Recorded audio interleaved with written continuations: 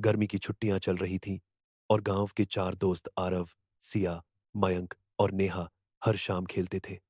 एक दिन उन्होंने सोचा, हर दिन एक जैसे खेल खेलकर बोर हो गए हैं। चलो आज कुछ नया करते हैं, नेहा ने मजाक में कहा। चलो पुरानी हवेली में लुका छिपी खेलते हैं। सब चुप हो गए। वो हवेली गांव के बाहर सुनसान पेड़ पौधों के बीच खंडहर बन चुकी थी।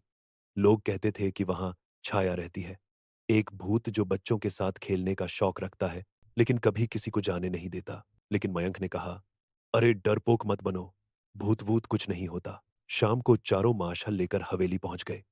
दरवाजा झंग खाया हुआ था और जब उन्होंने खोला तो एक ठंडी हवा का झोंका आया, जैसे हवेली ने खुद सांस ली हो। खेल शुरू हुआ। मयंक धप्पा बना और बाकी तीनों छिप गए। आरव ऊपर के कमरे में गया, सिया तहखाने की ओर और नेहा पर्दों के पीछे। तभी मयंक ने किसी को सीढ़ियों के पास देखा। एक बच्चा सफेद कपड़ों में पीठ घुमाए खड़ा था। मयंक बोला, हाँ हाँ, पकड़ लिया। वो बच्चा धीरे धीरे पलटा। उसकी आंखें काली थीं और चेहरा एकदम सफेद।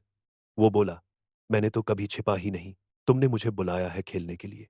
मयंक की सांस अटक गई।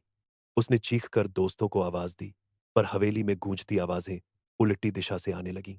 आरव, आरव, आरव, सिया, सिया, सिया। हर कोने से आवाजें आने लगीं, जैसे हवेली खुद बच्चों की नकल कर रही हो। नीचे तहखाने में सिया ने देखा कि दीवारों पर पुराने बच्चों की तस्वीरें टंगी थीं, लेकिन एक तस्वीर में कुछ अजीब था। तस्वीर में एक बच्चा मुस्करा रहा था, लेकिन उसकी आंखें तस्वीर से बाहर झांक रही थीं।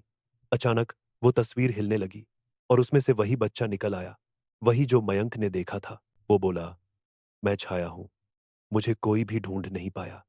अब तुम लोग रहो यहीं मेरे साथ हमेशा के लिए। सिया ने डर के मारे एक पुरानी घंटी को खींच दिया, जो दरवाजे के पास लगी थी। जैसे ही घंटी बजी, हवेली कांपने लगी। खिड़कियां बंद हो गईं, दरवाजा खुल गया और तेज आवाज में किसी ने चिल्लाया, भागो। चारों बच्चों ने किसी तरह एक दूसरे को ढूंढा और दौड़कर हवेली से बाहर निकले। दरवाजा बब खुद बंद हो गया। हांफते हुए वे एक पेड़ के नीचे बैठे। आरव बोला, कभी भी किसी भूत को खेलने के लिए मत बुलाना। नेहा ने घबराकर पूछा, वो बच्चा अब भी अंदर है? सिया ने धीमे से कहा, नहीं, अब वो हमारे पीछे है। चारों चौंक गए। तभी हवा में किसी की आवाज गूंजी, एक और खेल बाकी है। कभी भी ऐसी जगह खेल खेलने न जाएं, जहां खेलने वाले तो बहुत हैं, लेकिन बाहर आने वाले कम।